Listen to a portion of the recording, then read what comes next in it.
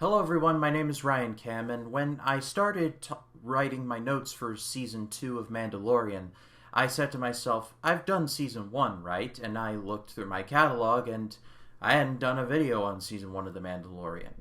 I talked about it in my Rise of Skywalker review, but outside of that, no, I haven't talked about it.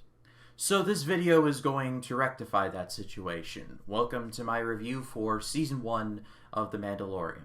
When I heard that Disney Plus was announced, I said to myself, alright, that sounds cool. All of Disney's back catalog in one place for a low price. I mean, what's not to love?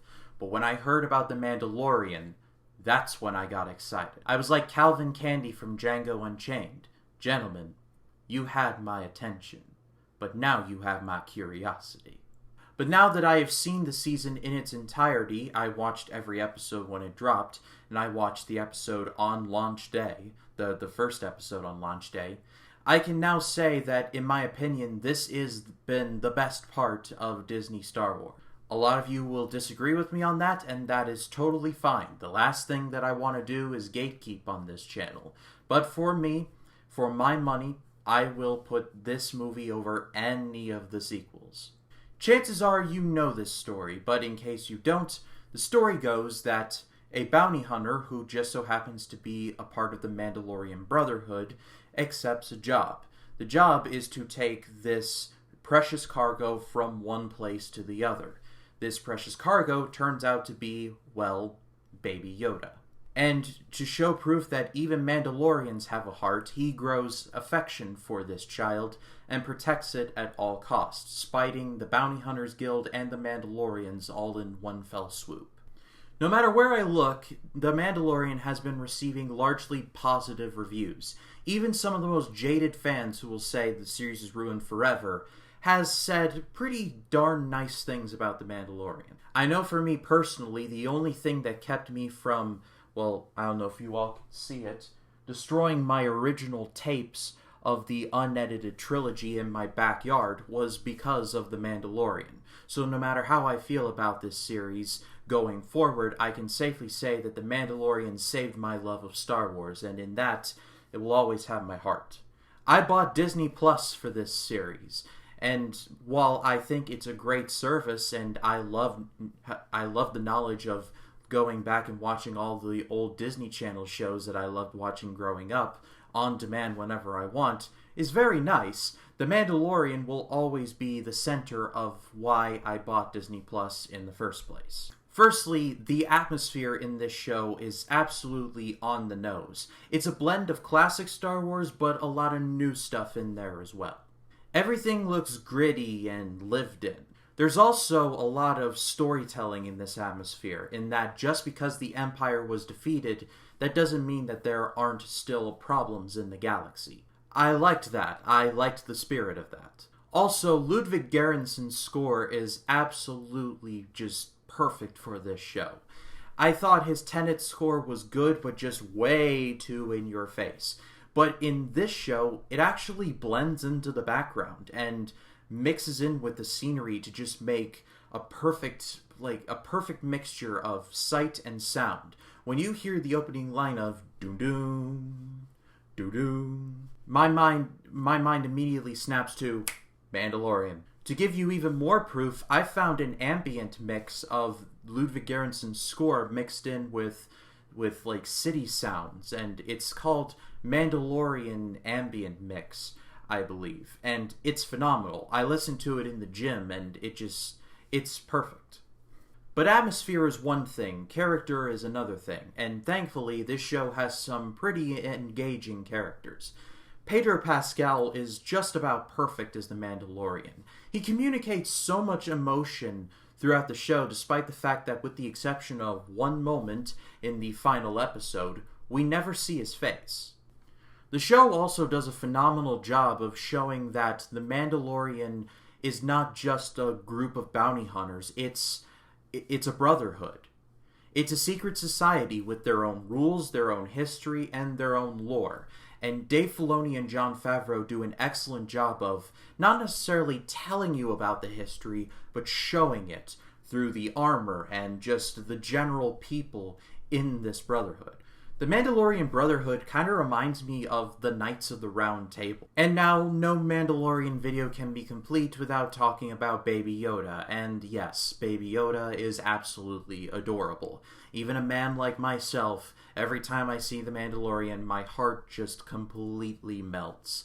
Like, Baby Yoda is just the cutest thing you've ever seen. But again, the show does an excellent job of showing that despite the fact that, well, it's Baby Yoda, that doesn't make him completely vulnerable. There's more than a few scenes where he kicks all the ass, and you're just like, whoa. Baby Yoda is not just a meme. He's a three-dimensional character, despite the fact that he doesn't even say a word. I mean, Dave Filoni and Jon Favreau deserve praise just for that. And this is just something I like to do in most of the movies and TV shows that I watch, is this little game of guess the actor, or see where this actor has been in before. And The Mandalorian has just an absolutely loaded cast. Carl Weathers is in there, and he was, of course, Dylan in Predator and Apollo Creed in the Rocky movies. Gina Carano is in there, and she's excellent. I have no idea if she's coming back for Season 2. I haven't seen her yet, but I don't really read that much news about Star Wars, so when I see her, I'll be excited. But I hope she does come back, because she was really good in Season 1. Bill Burr is in this show for one episode, and it's Bill Burr. Of course, he's going to be awesome in everything that he is in.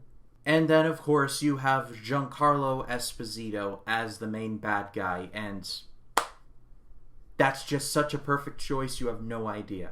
One of these days on this channel, I'm going to dive deeper into my love for Breaking Bad / Better Call Saul, but let's just say that Giancarlo Esposito was absolutely perfect in those shows, and already he's the perfect antagonist in The Mandalorian. He hasn't shown up in this show yet, but when he does, I am going to pop so hard it's not even funny. But when I was doing my research for this video, I found that there were some people who don't like this show because it's either too conservative in that it's just doing a bunch of Star Wars stuff to please us fans so that we don't burn our Star Wars media, or there are some people who think The Mandalorian is just a bit of a step backwards. Like I said, I'm not the type to gatekeep. I think it's not productive, and it's just generally not fun. But from my perspective, The Mandalorian is absolutely the best thing about Disney Star Wars. After a half-decade of a good movie but very much a retread, a very confusing movie that just made people very happy or very angry, or a complete insult, I'm just happy that there's somebody who still cares enough to make a good Star Wars show, free of any agendas or just trying to push something that maybe a lot of people don't like. Jon Favreau and Dave Filoni are here for one reason: to tell a good Star Wars story. One of the reasons why I love Rogue One so much is that it fits in perfectly with the original trilogy. It bleeds in perfectly with Episode 3, then Rogue One, then Episode 4. It's new, but it also blends the old with the new. And that's why I love The Mandalorian. It takes the familiar formula, but adds in new characters, new stories, and new ideas. When I heard that we were getting new Star Wars movies, I was hoping that we would get new ideas, but through the old stories. And unfortunately, that's not what we got. That is what we got, though, with The Mandalorian. If you love the sequels, God bless you, more power to you. But for me, they were incredibly frustrating, and The Mandalorian is single-handedly keeping my Star Wars fandom alive. But that is all for me, guys. I hope you all don't hate me. Thank you so much, as always, for watching. Stay tuned for my Mandalorian Season 2 reviews, which will be dropping every Friday, as long as Season 2 is out. But if you like this video, please be sure to leave a like, comment your thoughts down below, and if you like this video and you want to see more like it, hit the subscribe button and click the bell to allow notifications. That way, when a new video drops, you'll be the first to know about it. My name is Ryan Cam, and I'll see you in the next one.